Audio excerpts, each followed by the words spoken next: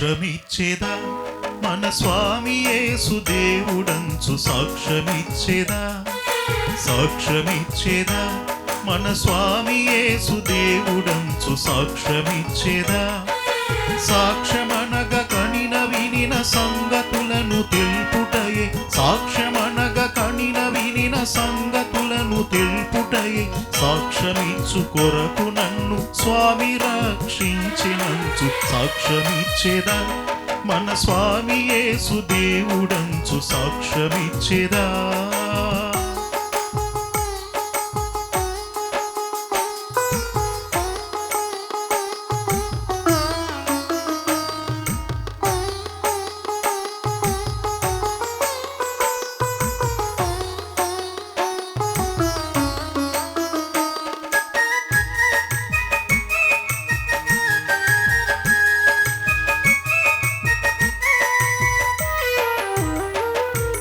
చోరులైన జారులైన చారులైన నెవ్వరైన చోరులైన జారులైన చారులైన నెవ్వరైన ఘోర పాపులైన క్రీస్తు కూర్మితో రక్షించెనంచు సాక్ష్యమిచ్చేదా మన స్వామి యేసు దేవుడంచు సాక్ష్యమిచ్చేదా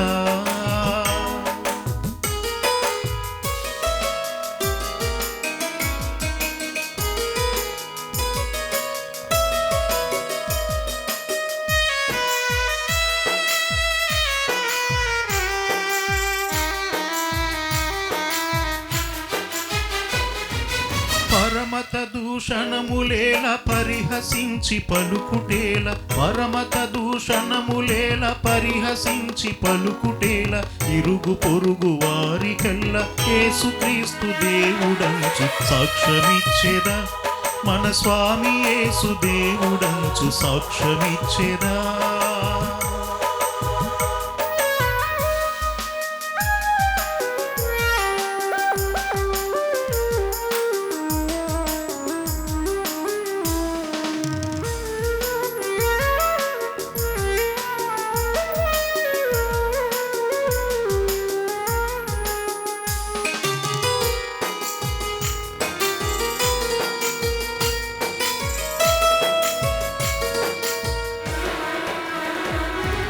ఎల్ల కాలమూరకుండ నేల ఆత్మశాంతి లేక ఎల్ల కాలమూరకుండ నేల ఆత్మశాంతి లేక అల్లడిల్లు వారలకును తండ్రి కుమారాత్మ పేర సాక్ష్యమిచ్చేదా మన స్వామి యేసు దేవుడంచు సాక్ష్యమిచ్చేదా సాక్ష్యమిచ్చేదా మన స్వామి యేసు దేవుడంచు సాక్ష్యమిచ్చేదా సాక్ష్యమనగ కనిన వినిన సంగతులను తెలుపుటయే సాక్ష్యమనగ కనిన వినిన సంగతులను తెలుపుటయే సాక్ష్యమిచ్చు కొరకు నన్ను స్వామి రక్షించినంచు సాక్ష్యమిచ్చేదా మన స్వామి యేసు దేవుడంచు సాక్ష్యమిచ్చేదా సాక్ష్యమిచ్చేదా మన స్వామి యేసు దేవుడంచు సాక్ష్యమిచ్చేదా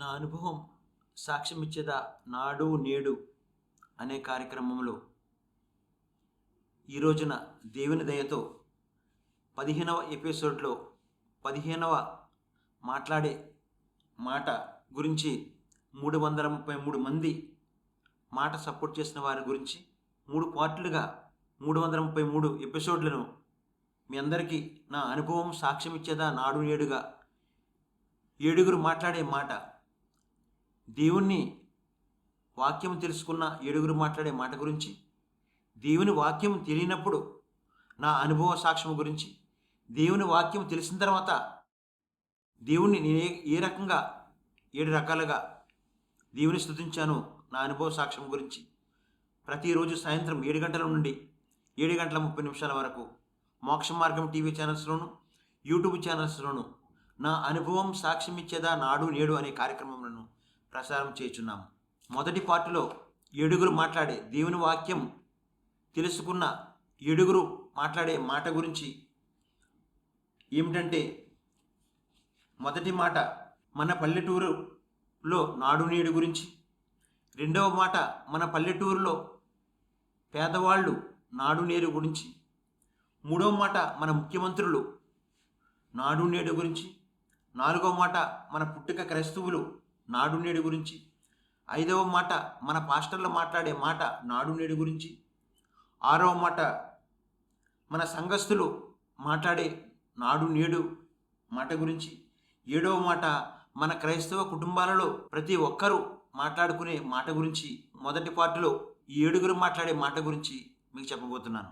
58 ఏళ్లలో దేవుని వాక్యం తెలియనప్పుడు మొదటి అనుభవ సాక్ష్యం ఏమిటంటే 22 ఏళ్ళు మరి పూరి గుడిసెలో ఉన్నప్పుడు నాడు నేడు గురించి. మరి రెండవ అనుభవ సాక్ష్యము హైదరాబాదులో పోలీసు ఉద్యోగానికి వెళ్ళి 7 లేబరెడ్డలపై పని నేర్చుకున్న నాడు నేడు గురించి. మూడవ అనుభవ సాక్ష్యము 7 రకాల ఆర్థిక సమస్యల గురించి. నాలుగవ అనుభవ సాక్ష్యము 7 రకాల అనారోగ్యాల గురించి. ఐదవ అనుభవ సాక్ష్యము హైదరాబాదులో 12 అద్దెళ్లలో ఉండే విధానం గురించి. ఆరవ అనుభవ సాక్ష్యం దేవుని దర్శనము స్వస్థత గురించి. ఏడవ అనుభవ సాక్ష్యం యేసుక్రీస్తు సిలువలో మాట్లాడిన 7 మాటల గురించి. రెండవ పార్ట్లో ఈ 7 అంశాల గురించి మీ అందరికీ చెప్పబోతున్నాను. మూడవ పార్ట్లో దేవుని వాక్యం తెలుసుకున్న నేను 7 రకములుగా దేవునికి ఏ విధంగా స్తుతి స్తోత్రము చెల్లించానంటే, మొదటి మాటతో స్తుతించడం గురించి, రెండవ మాటతో మహిమపరచుట గురించి, మూడవ మాటతో ఘనపరచుట గురించి, నాలుగవ మాటతో కృతజ్ఞత కానుక ఇచ్చుట గురించి, ఐదవ మాటతో కృతజ్ఞత స్తుతి గురించి, ఆరవ మాటతో సాక్ష్యముతో స్తుతించడం గురించి, ఏడవ మాటతో వేకువజామున విజ్ఞాపన ప్రార్థన మీ అందరి కొరకు చివరిలో చేసే ప్రార్థన గురించి, మొదటి పార్ట్ గురించి, రెండవ పార్ట్ గురించి, మూడవ పార్ట్ గురించి ప్రతి ఎపిసోడ్లో నా అనుభవం సాక్ష్యం ఇచ్చేదా నాడు నేడుగా మీ అందరికీ చెప్పబోతున్నాను. మొదటి పార్టులో 7 మాట్లాడే 7 మాటలలో మొదటి మాట మన పల్లెటూరు నాడు నేడు గురించి సాక్ష్యం ఏమిటంటే, 1974 సంవత్సరంలో మా పల్లెటూరు మా బల్లిపాడులో నాడు ప్రతి పురుగుడిసిలో ఉన్న ప్రతి ఒక్కరూ పుల్లల పొయ్యిపై వంటలు చేసుకునే పరిస్థితి. మరి 2024 నేడు ప్రతి ఇంటింటికి గ్యాస్ ఉన్న పరిస్థితి. రెండవ మాట మన పల్లెటూర్లలో నిరుపేదలు నాడు నేడు గురించి సాక్ష్యం ఏమిటంటే, 1974లో నాడు పేదవాళ్ళు గంజి అన్నము తినే పరిస్థితి ఉండేది. మరి 2024లో కూడా నేడు అనేక పల్లెటూర్లలో ఇంకా గింజానం తినే పేదవాళ్ళు ఉండటం జరిగింది. మూడవ మాట మన ముఖ్యమంత్రుల గురించి నాడు నేడు సాక్ష్యం ఏమిటంటే, 1974లో 58 ఏళ్ల నా అనుభవంలో 58 ఏళ్లుగా 10 మంది ముఖ్యమంత్రులన్నా నేను చూడటం జరిగింది.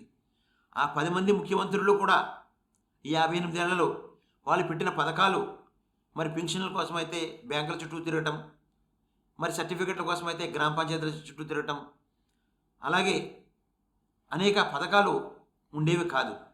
మరి ఈ 58 ఏళ్లలో 10 మంది ముఖ్యమంత్రులు కూడా చేయలేనటువంటిది మరి ఆంధ్రప్రదేశ్లో 58 నెలలలో మరి అనేక పథకాలు పేదవాళ్ళ కొరకు పథకాలు పెట్టి ఇంటింటికి పెన్షన్ మరి వాలంటీర్ల ద్వారా పంపించే పథకం, గడప గడపకు మరి రేషన్కి సంబంధించిన సరుకులు పంపించే పరిస్థితి, అనేక స్త్రీల ఖాతాలోకి బటన్ నొక్కి మనీ వేసే పథకం, అలాగే మనబడి నాడు నేడు కింద మరి స్కూల్ పిల్లలకు ఎంతో మరి ఇంగ్లీష్ మీడియం చెబుతూ స్కూళ్ళు రూపురేఖలు మార్చి ప్రతి స్కూల్లో చదువుకునే పిల్లలకు పుస్తకాలు అయితేనేమి, బ్యాగులు అయితేనేమి, బూట్లు అయితేనేమి, సాక్షులు అయితేనేమి, మరి క్యాబులు అయితేనేమి అన్నీ ఇచ్చి కూడా అటువంటి పథకం ప్రవేశపెట్టి అనేక రకాలుగా ఆంధ్రప్రదేశ్ ముఖ్యమంత్రికి నా ప్రత్యేకమైన కృతజ్ఞతలు తెలియజేస్తున్నాను.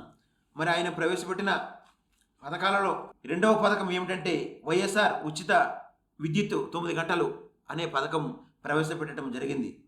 మరి నాలుగవ మాట మన పాస్టర్లు నాడు నేడు గురించి సాక్ష్యం ఏమిటంటే, 1974లో లోదన చర్చ్ అయితేనేమి, baptist, methodist, CSI, Hebron, pentecost, Yesanna గారు, బైబిల్ మిషను, అనేక పాస్టర్లు ఆ సంఘానికి సంబంధించిన పాస్టర్లు అందరూ కూడా కలిసిమెలిసి కష్టేపలతో సువార్త చేసే మరి అటువంటి పరిస్థితి అప్పుడు ఉండేది. మరి 2024లో నేడు చర్చిలలో పెద్ద పెద్ద చర్చిలను కట్టుచున్నారు. ఆ చర్చిలలో మరి 2 పాస్టర్లు ఉంటే పెద్ద పాస్టర్లకు చిన్న పాస్టర్లకు గొడవలు, అలాగే పెద్ద చర్చిలో 10 మంది పాస్టర్లు ఉంటే 10 మంది పాస్టర్లు కూడా గింటుకోవటం, తిట్టుకోవటం, కేకలు వేసుకోవటం, మరి ఒకరిపై ఒకరు కేసులు పెట్టుకోవటం, ధర్నాలు చేయటం, మరి సంఘంలోనే ఆల్టర్పైనే పెద్ద పెద్ద కేకలు వేసుకునే మరి ఈనాడు పాస్టర్లు అనేక మంది మరి యూట్యూబ్లో మనం చూస్తున్నాం. మరి 5వ మాట, మన సంఘస్థులు నాడు నేడు గురించి సాక్ష్యం ఏమిటంటే, మన సంఘస్థులు 1974లో చర్చిలలో మరి ట్రెజరర్ అయితేనేమి, శ్రీల సమాజం అయితే సంఘ పెద్దలు అందరూ కూడా మరి వారానికి ఒక్కసారి చర్చికి పెట్టుకున్నా కానీ, వారానికి ఒక్కసారి చర్చికి వెళ్ళినా కానీ అందరూ కూడా కలిసిమెలిసి ఆ సంఘంలో మరి దేవుని సువార్త పరిచర్యలో, సంఘ పరిచర్యలో ఎంతో పాలిభాగస్తులుగా పనిచేసేవారు. మరి 2024 సంవత్సరంలో మరి నేడు చూసినట్లయితే అనేక సంఘాలలో మరి ట్రెజరర్కు పాస్టర్కి గొడవలు, పిసిసి సంఘ పెద్దలకు ట్రెజరర్కి గొడవలు, శ్రీల సమాజం గ్రూపులో వారికి వారికే పడక, వారికి వారే ఆ గ్రూపులో ఉన్నవారు వారే మాట్లాడుకోకుండా మరి శ్రీల సమాజాలు ప్రార్థన చేయటం, సంఘస్థులు ఒకరికొకరు మాట్లాడుకోరు, అలాగే గాయకులు, మరి మ్యూజిక్ వారు, కెమెరామెన్లు వీరికి వారికి పడక అనేక మంది మాట్లాడుకోకుండా ఈరోజు అనేక సంఘాలలో మరి క్రైస్తవులుగా మరి సంఘాలలో ఉంటున్నారు. 6వ మాట, క్రైస్తవ కుటుంబాలలో నాడు నేడు గురించి సాక్ష్యం ఏమిటంటే, 1974లో చర్చికి వారానికి ఒక్కసారి వెళ్ళిన పుట్టుక క్రైస్తవులు కుటుంబాలు సంతోషంగా, సమాధానంగా, సంపూర్ణమైన ఆరోగ్యంతో ఉండేవారు. మరి నేడు 2024 సంవత్సరం నేడు 24 గంటలు దేవుని వాక్యం వినే కుటుంబాలలో తండ్రిని రెండవ కొడుకుని కలిపేది మాట్లాడే మాటే, తండ్రిని రెండవ కొడుకును విడదీసేది కూడా మాట్లాడే మాట. ఒకే ఇంట్లో ఉంటూ ఒకరికొకరు మాట్లాడుకోకుండా మరి అనేక మంది క్రైస్తవ కుటుంబాలు మరి సంతోషం లేకుండా, సమాధానం లేకుండా, సంపూర్ణమైన ఆరోగ్యం లేకుండా అనేక మంది ఉంటున్నట్టుగా మనం చూస్తున్నాం. 2వ పార్ట్లో నా అనుభవ సాక్ష్యం, దేవుని వాక్యం తిరిగినప్పుడు మరి 59 ఏళ్లలో 330 మంది మాట సపోర్ట్ చేసిన వారిలో 15వ మాట్లాడే మాట ఏమిటంటే, స్కూల్ ఫీజు కట్టడానికి 30 రూపాయలకు పాలేతనం ఉన్న పరిస్థితి. మరి ఆ రోజుల్లో ముఖ్యమంత్రులు మరి మనబడనే పథకం కానీ, మరి స్కూలులో బట్టలు కానీ, పుస్తకాలు కానీ ఇచ్చే అటువంటి పథకాలు లేనప్పుడు నేను చదువుకునే ఆ రోజుల్లో మరి చదువుకోవడానికి ఎంతో కష్టపడి మరి 30 రూపాయలకు పాలితనం ఉండే పరిస్థితి. నా 59 ఏళ్లలో మరి మాకు సపోర్ట్ చేసినటువంటి వారికి నా ప్రత్యేకమైన కృతజ్ఞతలు. మరి ఆ చదువు విషయంలో నాకు సపోర్ట్ చేసినటువంటి ప్రభునందు నిద్రించిన సల్లా బసవ నాగన్న గారికి నా ప్రత్యేకమైన కృతజ్ఞత తెలియజేస్తున్నాను. 2వ అనుభవ సాక్ష్యం, పురి గుడిసెలు నాడు నేడు గురించి నా అనుభవ సాక్ష్యం ఏమిటంటే, దేవుని వాక్యం తెలియనప్పుడు, ముఖ్యమంత్రులు ప్రభుత్వ పథకాలు లేనప్పుడు నా కష్టే ఫలం ఏమిటంటే, ఆ రోజుల్లో 22 ఏళ్ళుగా మరి పూరి గుడిసెలో గంజనము తినే పరిస్థితి, 30 రూపాయలకు పాలితనం ఫీజు కొరకు పాలితనం ఉన్న పరిస్థితి, 5 రూపాయలకు చెరకు తోట పనులకు బట్టల కోసం వెళ్ళిన పరిస్థితి, మరి 10 రూపాయలకు కొబ్బరి తోటలో బ్యాగ్ కొనుక్కోవడానికి పనికి వెళ్ళిన పరిస్థితి, 2 రూపాయలకు కోతలకు వెళ్ళి పుస్తకాల కోసం వెళ్ళిన పరిస్థితి, అలాగే ట్యూషన్ చెప్పించుకోవడానికి మన ఊర్లో ఉన్న కూరగాయలు కూడా పట్టుకుని వెళ్ళి ఆ మాస్టర్కు ఇచ్చే పరిస్థితి. ఆ రోజుల్లో మరి ప్రభుత్వం తరపు నుంచి కానీ, తల్లిదండ్రుల తరపు నుంచి కానీ ఎటువంటి సపోర్ట్ లేనందుకు అప్పుడు ఆ రోజుల్లో చిన్నపిల్లలే కూలి పనులు చేస్తూ మరి చదువుకునే అటువంటి పరిస్థితి. మరి ఈ రోజుల్లో మరి అటువంటి పరిస్థితి లేదు. మంచి ముఖ్యమంత్రులు మంచి మంచి పథకాలు పెట్టి పిల్లల చదువు కోసం అయితేనేమి, స్కూల్ మారటం, మరి కాలేజీలు మారటం, హాస్పిటల్స్ మారటం, అనేక మంది ఖాతాలోకి బటన్ నొక్కి డబ్బులు వేయటం, అటువంటి మంచి పరిపాలించే ముఖ్యమంత్రి రావటం మన ఆంధ్రప్రదేశ్కి దేవుడిచ్చిన గొప్ప భాగ్యం. మరి 3వ అనుభవ సాక్ష్యం, నాడు నేడు పరిస్థితి ఏమిటంటే, హైదరాబాద్లో పోలీసు ఉద్యోగానికి వెళ్ళి పోలీసు ఉద్యోగం దొరక్క మరి హైదరాబాద్లో ఉన్నటువంటి 7 లేబర్ అడ్డలపై తమిళ మేస్త్రులు ఇసుగూడ లేబర్ అడ్డ మీద 15 రూపాయలకు టైల్స్ పని తమిళ ఒక మేస్త్రి నాకు పని నేర్పించడం జరిగింది. అలాగే 20 రూపాయలకి రహమత్ నగర్లో ఉన్న లేబర్ అడ్డపై ఒక మేస్త్రి తీసుకెళ్లి పని నేర్పించడం జరిగింది. అలాగే కృష్ణానగర్లో ఉన్న ఒక లేబర్ అడ్డపై మార్బుల్ పని ఒక మేస్త్రి తీసుకెళ్లి నాకు పని నేర్పడం జరిగింది. అలాగే ఇందిరానగర్లో ఉన్నటువంటి లేబర్ అడ్డపై మరి గ్రెనైట్, ఇటాలియన్ మార్బుల్ పాలిష్ పనులు మరి లేబర్ అడ్డపై ఉన్నప్పుడు ఒక తమిళ మేస్త్రి తీసుకెళ్ళి ఆ పనులు నేర్పడం జరిగింది. 4వ అనుభవ సాక్ష్యం చూసినట్లయితే, మరి ఆర్థిక సమస్యలు చూసినట్లయితే, ఆ రోజుల్లో మరి దేవుని వాక్యం తెలియనప్పుడు అనేక రకమైన ఆర్థిక సమస్యలతో బాధపడేవాడిని. మరి ప్రతి నెల అప్పులు చేయటం, వడ్డీలు కట్టడం, బంగారం కూడా తాకట్టు పెట్టి విడిచిపెట్టేయటం, విడిపించకుండా, అలాగే ప్రతి నెల కూడా ఈఎంఐ కట్టే పరిస్థితి, అటువంటి మరి ఆర్థిక సమస్యలతో మరి బాధలు పడే పరిస్థితి నాకు ఉండేది. మరి 5వ అనుభవ సాక్ష్యం చూసినట్లయితే, హైదరాబాద్లో దేవుని వాక్యం తెలియనప్పుడు, దేవుని వాక్యాన్ని నేను నమ్ముకున్నప్పుడు హైదరాబాద్లో మరి 12 ఇళ్లలో అద్దెగా ఉండటం జరిగింది. మన 110 రూపాయల నుంచి 150, 250, 350, 450, 600, మరి 900 వరకు హైదరాబాద్లోనే 12 ఇళ్లలో అద్దెకు ఉండటం జరిగింది. మరి 6వ అనుభవ సాక్ష్యం, 6 రకాల అనారోగ్యాలు చూసినట్లయితే 1994లో మరి 20 ఏళ్లుగా జలుబుతో మరి బాధపడినప్పుడు మరి ఆపరేషన్ చేయించుకున్నా కానీ మరి డాక్టర్ మరి ముక్కులో గాజుపట్ట విడిచిపెట్టడం జరిగింది. 15 ఏళ్లుగా తలపోటుతో బాధపడుతున్నప్పుడు నెత్తికి 100 సూదులు పెట్టి కరెంటు పెట్టడం జరిగింది. అలాగే మూతి కూడా 2 ఏళ్ళు పక్షవాతం వచ్చి లాగేసినప్పుడు చార్మినార్ వెళ్ళి పావురాలు తెచ్చి వాటిని కోసి వాటిని బ్లడ్ కూడా రాయటం జరిగింది. అలాగే ఈ రకంగా అనేక రకాలైన మరి బాధపడటమే కాకుండా మరి 30 నెలలుగా 2 కళ్ళు ఎరుపు రావటం వల్ల మరి చాలా నరకము అనిపించడం జరిగింది. 2 కళ్ళు ఎరుపుతో ఉన్నప్పుడు ఎవరితో మాట్లాడడానికి లేదు. మరి కన్నులకు సంబంధించిన డాక్టర్ల దగ్గరికి వెళ్ళటం జరిగింది. 30 కన్నులకు సంబంధించిన పరీక్షలు చేయడం జరిగింది. 30 రకాల రక్త పరీక్షలు చేయడం జరిగింది. 30 రకాల కన్ను మరి పరీక్షలు చేయడం జరిగింది. 3 ఎంఆర్ఐ స్కాన్లు చేయడం జరిగింది. ఇలా ఈ రకంగా మరి అనేక అనారోగ్యాలతో బాధపడటం జరిగింది. ఇటువంటి అనారోగ్యాలతో బాధపడుతున్నప్పుడు 7వ అనుభవ సాక్ష్యం, శిలువ దర్శనం గురించి, నాడు నేడు గురించి అనుభవ సాక్ష్యం ఏమిటంటే, యేసుక్రీస్తు శిలువలో మాట్లాడిన 7 మాటలకి ముందుగా 150 కేజీల బరువు, 15 అడుగుల ఎత్తు, 8 అడుగుల వెడల్పు, 350 మంది సైనికులు, 50 మంది గుర్రాలు, 5480 శరీరంపై గాయాలు, 17 తలలో గాయాలు, 17 గంటల పాటు నీరు లేకుండా ఉండటం, 3 సార్లు కింద పడిపోవటం, 6.5 లీటర్లు రక్తం మన పాపాల కొరకు శిలువలో మాట్లాడకే ముందు ఇటువంటి ఘోరమైన మరి శ్రమలు యేసుక్రీస్తు బాధ భరించి ఇన్ని రకాలుగా హింసించబడినప్పటికీ మన పాపాల కొరకు మనకు రక్షణ రావాలని మన శిలువలో మాట్లాడిన 7 మాటలలో 2వ మాట ఏమిటంటే, నేడు నీవు నాతో కూడా పరదేశంలో ఉందివని నిశ్చయముగా నీతో చెప్పుచున్నాను నేను. లోకాసు వార్త 23:43. మరి యేసుక్రీస్తు మరి శిలువలో మాట్లాడిన 7 మాటలకు ఆయన వాక్యాన్ని తెలుసుకున్న నేను దేవునికి ఏ రకంగా స్తుతి స్తోత్రాలు చెల్లించానో ఇప్పుడు ఒక స్తుతిగీత విందాం.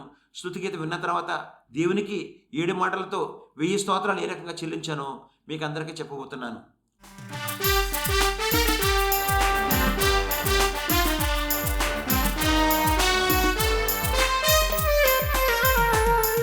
స్తోత్రం చెల్లింతుము, స్తుతి స్తోత్రం చెల్లింతుము, స్తోత్రం చెల్లింతుము, స్తుతి స్తోత్రం చెల్లింతుము.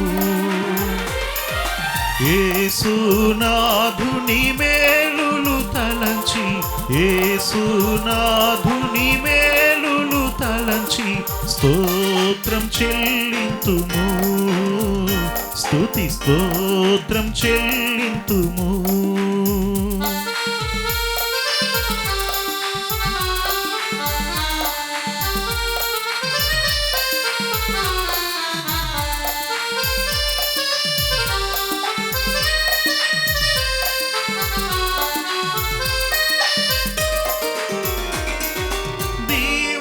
దీవారాత్రములు కంటి పాపవలే కాచి, దీవారాత్రములు కంటి పాపవలే కాచి, దయగల హస్తముతో బ్రోచి నడిపించితివి, దయగల హస్తముతో బ్రోచి నడిపించితివి. స్తోత్రం చెల్లింతుము, స్తుతి స్తోత్రం చెల్లింతుము.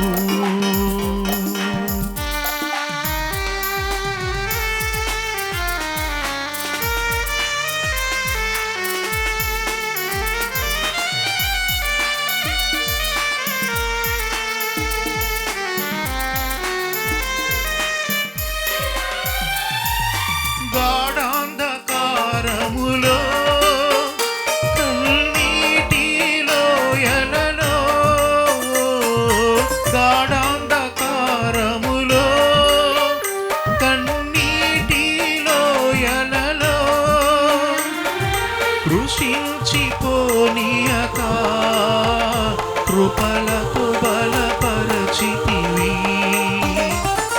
కృషించిపోనీయక కృపలతో బలపరచితివి. స్తోత్రం చెల్లింతుము, స్తుతి స్తోత్రం చెల్లింతుము.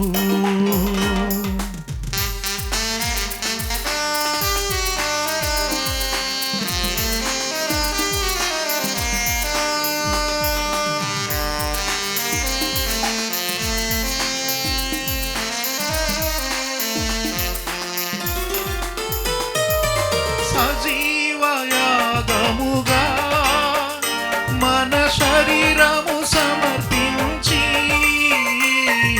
సజీవయాగముగా మన శరీరము సమర్పించి, సంపూర్ణ సిద్ధి నొందా శుద్ధాత్మను నొసగితివి. సంపూర్ణ సిద్ధి నొందా శుద్ధాత్మను నొసగితివి. మరి 3వ పార్టులో 30 ఏళ్లుగా దేవుని వాక్యాన్ని నమ్ముకున్న 7 మాటలతో 7 రకములుగా 1000 స్తోత్రములు చెల్లించడం గురించి సాక్ష్యం ఏమిటంటే, మొదటి మాటతో స్తుతించుట గురించి అన్న అనుభవ సాక్ష్యం ఏమిటంటే, దేవునికి ప్రతి ఉదయమున స్తుతించుట కొరకు పాత నిబంధనలో ఉన్న 39 గ్రంథముల నుండి 333 స్తుతించే వాక్యములలో 15వ స్తోత్రం, కీర్తన గ్రంథము 104 1వ వచనం. అధిక స్తోత్రం నొందదగిన దేవా, మీకే స్తుతి స్తోత్రం చెల్లింతుమని ప్రతి ఉదయమున స్తుతించడం మంచిదని నా 30 ఏళ్ల అనుభవం మీకు సాక్ష్యం ఇస్తున్నాను.